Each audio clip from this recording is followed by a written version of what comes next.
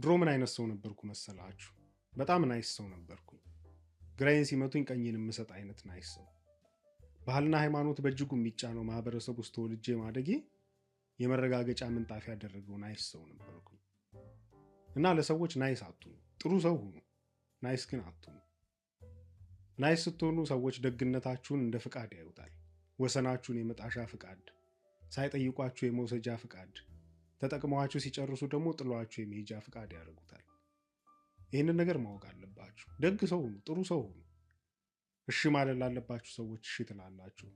እምቢ ማለት ላለባችሁም ሰው እንደዛው።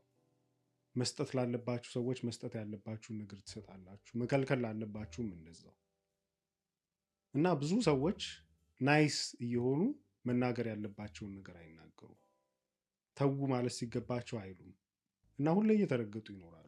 ያሳዝኑኛል እንዲህ አይነት ሰዎች ስላሉ በዙሪያዬ፣ ራሴን ውስጣቸው ስለማይ፣ አንድ ወቅት ላይ የነበረው ሚኪ እነሱ ውስጥ ስለማየው እና በፍጹም ናይስ እንዳትሆኑ። ደግ ሰው ሁኑ፣ ጥሩ ሰው ሁኑ። ግን ድንበራችሁን ሲያልፉ ደግሞ አታስነኳቸው። በጥፊ ሲመቷችሁ ገለል በሉ። ግራችሁን አትስጡ ቀኛችሁን ስትመቱ። ወይ ተመጣጣኝ ጥፊ ማሳረፍ ካለባችሁም ደግሞ እሱን አድርጉ።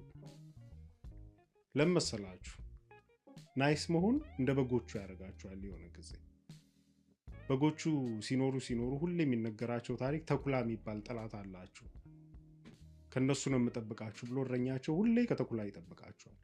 ተኩላን እየፈሩ ይኖሩና እነዚህ በጎች መጨረሻ አርዶ የሚበላቸው እረኛቸው እና እኔ እንደ በጎቹ መሆን ስለማልፈልግ ናይስ መሆንን ትቻለሁ። ጥሩ ሰው ሆናለሁ።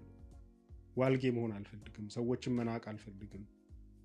ኢጎዬ በልጦኝ እንዲታይ አልፈልግም። አውቃለሁ ብዬ ሁሌ መኮፈስ አልፈልግም። ሁሌ ራሱ እንደ ደግ ሰው የሚቆጥር ሰው መሆን አልፈልግም። መስጠት ላለብኝ ሰው እሰጣለሁ። መውደድ ያለብኝን ሰው እወዳለሁ።